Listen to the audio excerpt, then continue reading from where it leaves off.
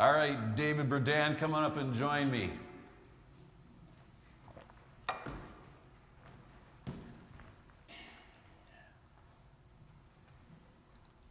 My favorite moment, I can wear my tooth.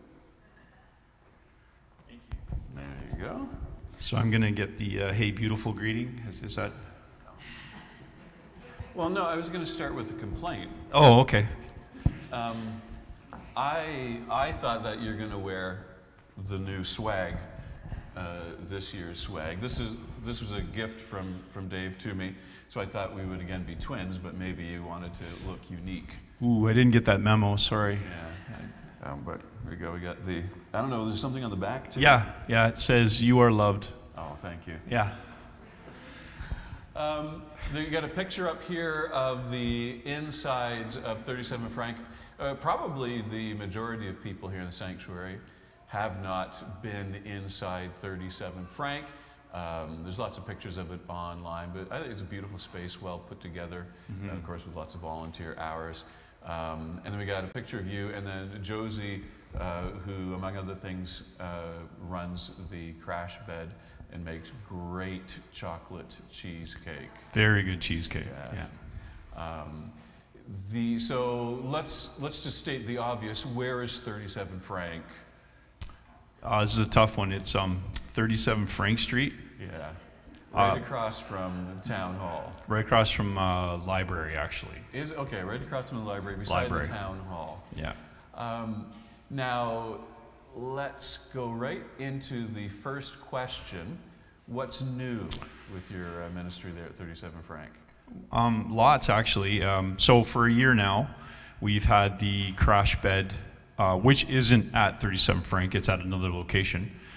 We've had it up and running, and we've been able to help youth with homelessness, and that's led into just a whole other world of being able to team up with other agencies in Strathroy to help with a lot of the we call social work issues, anywhere from helping getting ID, helping getting Ontario Works,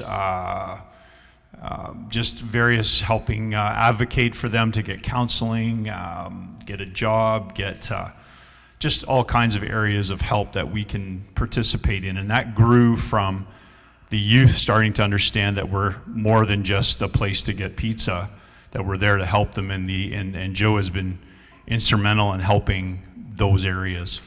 It may be helpful if you want to name some of the agencies that you partner with. Yeah, absolutely. We partner with YOU, which is Youth Opportunities Unlimited, Next Wave. They do a lot of great work with housing and training and job training and all kinds of stuff like that. They're great. We work with CMHA. Mental Health Association. Acronyms. And we do a lot of work with Middlesex County. We're across the street at the library. We have a community navigator his name is Josh Smith. He's amazing. We work with him a lot. Community Employment Choices. Wow. Salvation Army. Okay. The list goes on. So there's always been a lot going on in more recent years at 37 Frank. And the crash bed was the newer ministry. Mm-hmm. And can you just give us a quick overview of what that is? Yeah, so the crash bed, we have, it's volunteer based. So Josina runs it, and then what will happen is our volunteers will pick a date during the month to be on call. And if we have need that night, a specific night of the month, then we would call our volunteers up that night and say, hey, we need you to come in. And then they would come in, and all our volunteers are trained in specific needs, and then they would come in and spend the evening. There's 2 of you on with the youth in question, and then that would be the youth comes in about 10:30, 11 at night, and then they're back out at 7, 8. And we provide them a backpack with all kinds of stuff that they would maybe need for the day, and plus a gift card to go get some breakfast. Okay. Hey, let's go to I want to connect to the scripture passage that we read, where the part from Isaiah is mentioning that, I think, familiar phrase, but perhaps it needs reminding all the time. Good news, being good news to the poor, release to the captives, sight to the blind, freedom to the oppressed. The question is, what are some ways that 37 Frank ministry has been good news to the poor, release to the captives, sight to the blind, freedom to the oppressed? An opportunity for you to just tell some stories. Yeah, I have a simplistic answer, but it's not simple to do, and that is just love and serve. What we're seeing is, by loving these youth, the minute they walk in the door without agenda, just serving them and loving them, they grow into a community. And this community just continues to grow, and we become part of their family, and then whatever they need, that support now is there and added in. And some youth need a lot of support, and some youth need a little. We've helped homework to homelessness. It's a tagline, but it's the truth. And what we're seeing now too is that those youth now are seeing this love that they didn't understand, and now we're able to teach them, and they're beginning to understand what this love means, and that what happens when they get it, when you give a piece of pizza, when you give a meal, when you give a shower, when you give a bed, when you give your ear, when you give your time, they start to understand, wait a minute, there's something more to this. And this little light inside all of these cracked and broken clay pots starts to grow, and they realize hope. And we're also seeing that these kids now come in and start trying to take care of us. I have a story. I could go on. I have a million stories, but this one in particular is very emotional, and it's very hard, but it's very poignant to what's happening at Frank's and how these kids are seeing this good news and how they're feeling that, and they're getting hope. So it was in a moment where my family was going through a really tough tragedy. My youngest son, we discovered that he has cancer, an aggressive cancer in his brain. And it was in that moment, I was in the middle of Frank's, where I just finished getting off the phone with my wife, that I received the news it was stage 4, and I couldn't move. I was paralyzed. It was a terrifying, awful moment. And all of a sudden, I'm going to back up. 5 minutes before that, I'm sitting there talking to this youth who is scarred from self-harm from top to bottom, trying to shed some light in a very dark, hard place that this person's in. And in my moment, that youth gets up, comes over, puts her arms around me, and says, "I love you."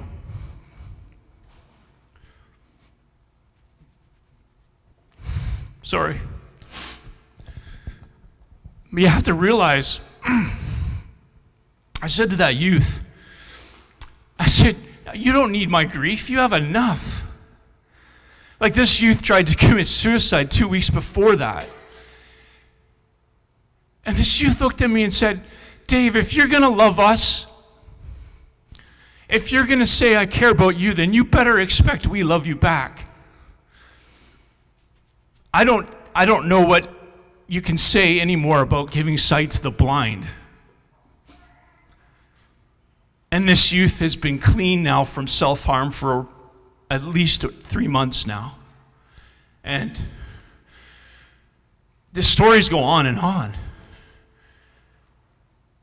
I had to sit just a few days ago and talk to a youth who just learned that they have to go to prison for 3 years And the horror of that and the impact of that is hitting so hard at that moment. And I love this guy. But that youth looked at me and said, it's okay. I realized that I made poor choices. And it's okay, Dave. Thank you for telling me and helping me and walking with me through this. We all need this hope. We all need this love. And what I'm realizing is that we need it too.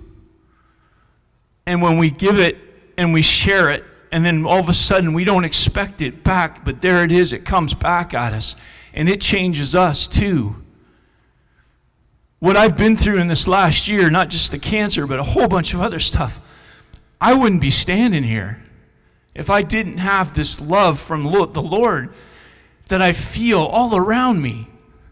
And it's such a gift, and it just gives us that hope to carry on. It gives us hope to be more than just a clay broken pot. Sorry, that was a really long answer, but these are stories that I just feel must be shared. We all agree in the importance of people need to be loved, and your story is a powerful reminder that that's true, but then people also need to be able to give love. Yeah. You know, imagine if you rejected that kid in that moment, giving you love, and that could have been the most transformative thing for them in that moment, to know, oh, I can give love also. I'm not just on the take. I can give, and you can't do that just in the social services. It requires like relationships where you can reach out and touch someone. It requires community. I'm learning more and more and more and more. This community that you have here, it doesn't exist a lot out there. And the youth, and as a person, you need it. God designed us that way. We are in community with Him and His Son, and we are in community with each other. And if we don't have that, there's just nothing. And that's when the self-medication, that's when all that stuff starts happening, right? I'm going to segue into the next question. Yeah, well, and it's why do we do Coldest Night of the Year? It seems pretty obvious, so that we can raise money for this ministry to continue. But let's talk about this year's theme and event. Yeah, this year's theme is actually one of my favorites, actually, and it's exactly what I just talked about. It's we're changing the tune, which means we're giving these youth. We're changing the tune of how they see themselves. We're changing the tune of how they see their life and their direction, and we're giving them hope. See, when you start a team, that's hard work. It's not easy. When I ask somebody, hey, can you start a team? I can see it in their face, like, oh, I have to get people. I have to do this. When you go out and ask people for money, is that fun? No. It's hard. Especially when a box of cereal costs your paycheck. But when you do that, when you step out on the street in minus weather and you walk 2 kilometers, you're showing these kids that they're seen, that they matter, that a community of people would work that hard to do something for them. So it goes beyond the money, way beyond the money. These kids feel valued from the fact that the community is out there trying to support them by doing this. And that's even bigger, I think, than the money. I love how the theme has evolved over the past few years. Was it last year, the year before, the focus was away from show us all your stats, funding agencies, and you focused on just one kid, one changed life. And now it's like the camera is taking the next step from just focusing on one kid and one life and going into the life and exploring what it is that can happen, the thickness of grace that can occur in that life and what we can do. We're Linda's our team captain again this year. What's our goal this year? 10,000. 10,000. Oh, you guys will get that, no problem. No.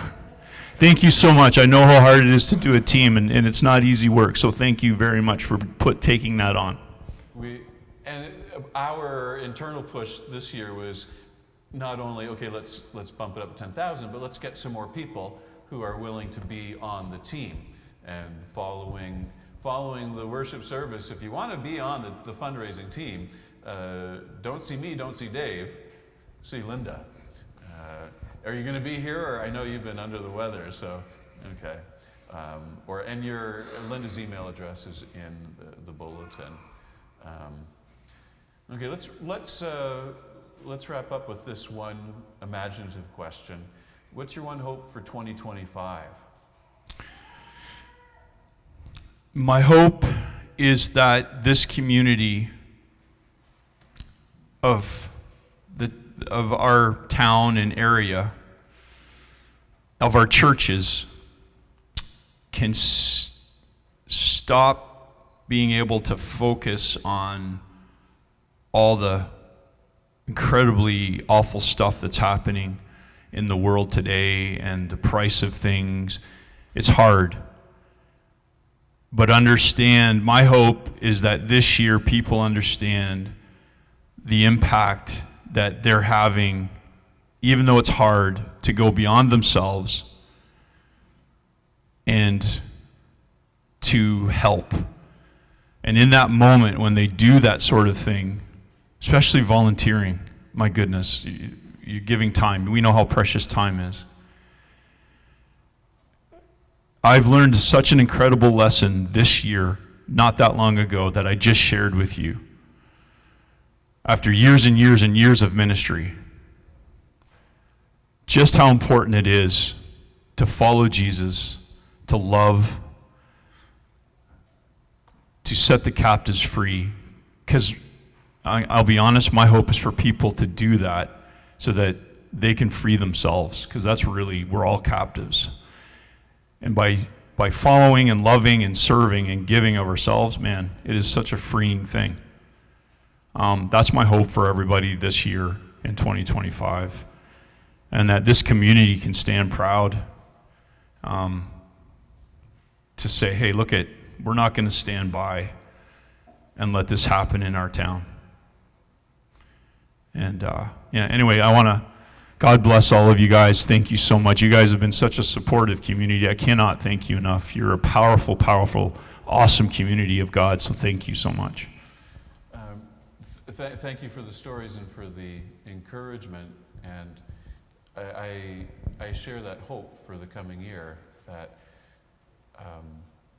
how can we move beyond talking about what we want to see happen in this community to making more of it happen.